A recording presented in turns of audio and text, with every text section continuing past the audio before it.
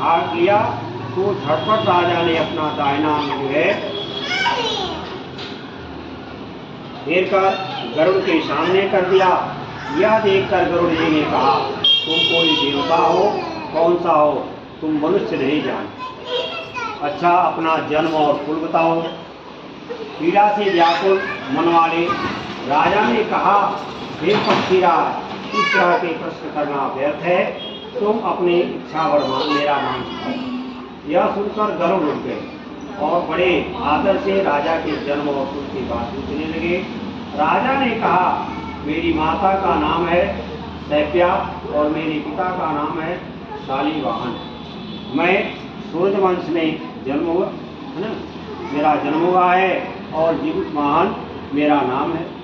राजा की दयालुता देखकर गरुड़ ने कहा, हे राजा, माँ बाप तुम्हारे मन में जो अभिलाषा हो, इच्छा हो, वह वर मांगो। राजा ने कहा, हे पक्षीराज, यदि आप मुझे वर दे रहे हैं तो कर दीजिए कि आपने अब तक जिन प्राणियों को खाया है वे सब जीवित हो जाएं। हे स्वामी, अब से आप यहाँ वालों को न खाएं और कोई ऐसा उपाय करें कि जहाँ जो उत्पन्न हो वे लोग को दिनों तक। धौम्य ने कहा कि पक्षीराज गरुड़ राजा को वरदान देकर स्वयं अमृत के लिए नागलोक चले गए। वहाँ से अमृत लाकर उन्होंने उन मरे हुए मनुष्यों को हड्डियों पर बरसाया। ऐसा करने से सब लोग जीवित हो गए, जिसको कि वह पहले गरुड़ ने खाया। त्याग और गरुड़ की कृपा से वहाँ वालों का बहुत कष्ट दूर हो गया। उस समय राजा के शरीर की शोभा पूरी हो गई। राजा की दयालुता देखकर गरुड़ ने फिर कहा, मैं संसार के कल्याण एक और वरदान दूंगा। आज अश्विनी मने कृष्ण पक्ष सप्तमी से रहे अष्टमी तिथि है। आज ही तुम्हें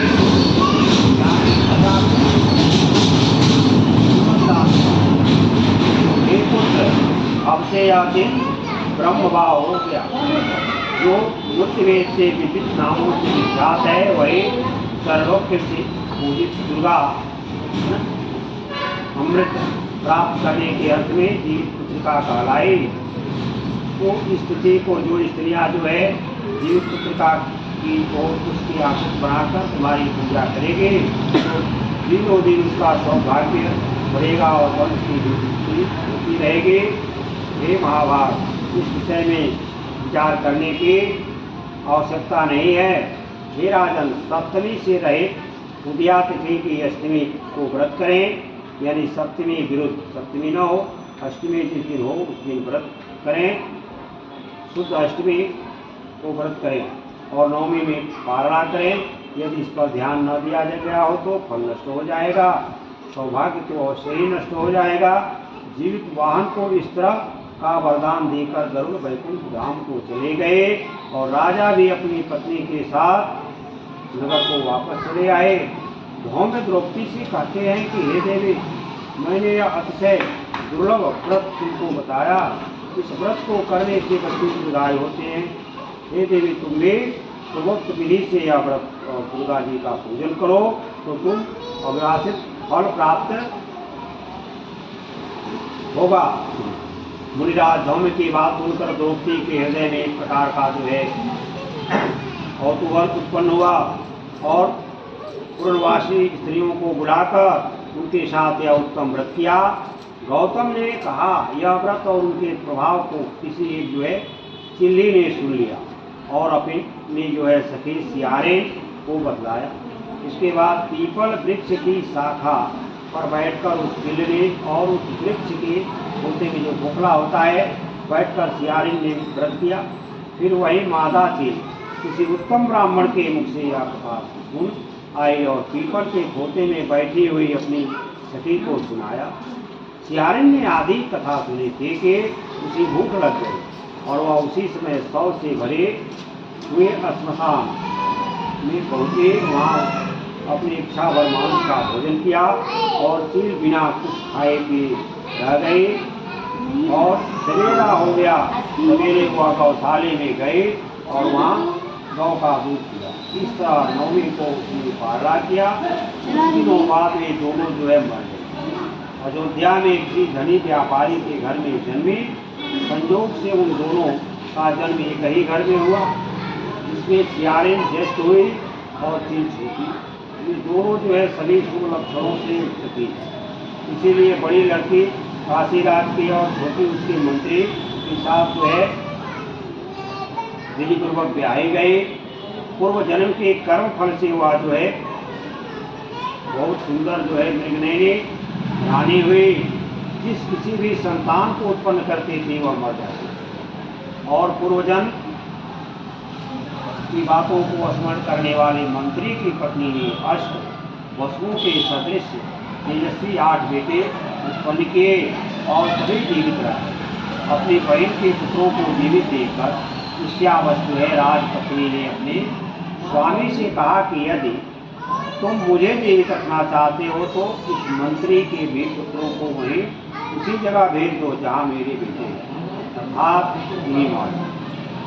यह सुनकर राजा ने उस मंत्री के पुत्रों को मारने के लिए कई प्रकार के उद्योग किए, पर मंत्री पत्नी ने जीवित पुत्रिका के पुण्य बल से बचा लिया।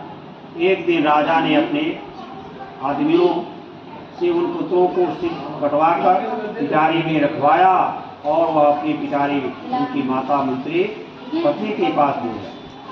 कितने 8 वर्ष से देवती जो आराध हो गए और भले चंगे वे 8 लड़के अपनी माता के पास वापस चले गए। उनको जीवित देखकर राजपत्नी को बड़ा आश्चर्य हुआ। अंत में वह मंत्री की पत्नी के पास आई और उसने पूछा, तुमने कौन सा ऐसा पुण्य किया है जिससे बार बार मारे जाने पर भी उधर से। इस पर मंत्री की पत्नी ने कहा, पूर्व जन्म में मैं चील थी और तुम सियारिन। हमने और तुमने साथ साथ जीविका का व्रत किया था। तुमने व्रत के नियमों का भलीभांति पालन नहीं किया था और मैंने किया। इसी दोष से ये बहन तुम्हारे बेटे नहीं जीते हैं। जो राज रानी अब भी तुम जीवित पुत्रिका का व्रत करो तो तुम्हारे बेटे दिखाए। मैं तुमसे सच सच कह रही हूँ। उसके कथनानुसार रानी ने व्रत किया, तभी से उसके कई बेटे सुंदर और दीर्घायु होकर बड़े राजा हुए। कहते हैं कि देने वाला मैंने आज के व्रत बताया। स्त्रियाँ जो है चिरंजीवी संतान चाहती हो तो विधि पूर्वक जीवित पुत्रिका का व्रत करें, दुर्गा जी का पूजा करें, कपूर जलाइए।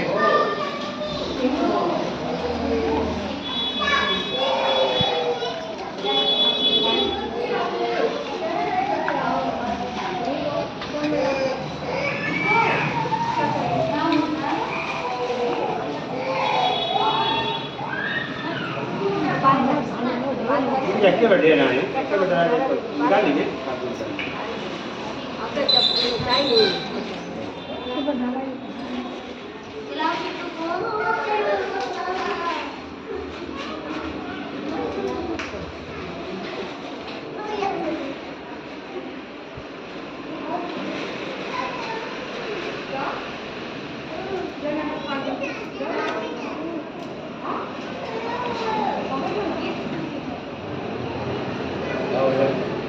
कर्पूर गौरम करुणावतारम।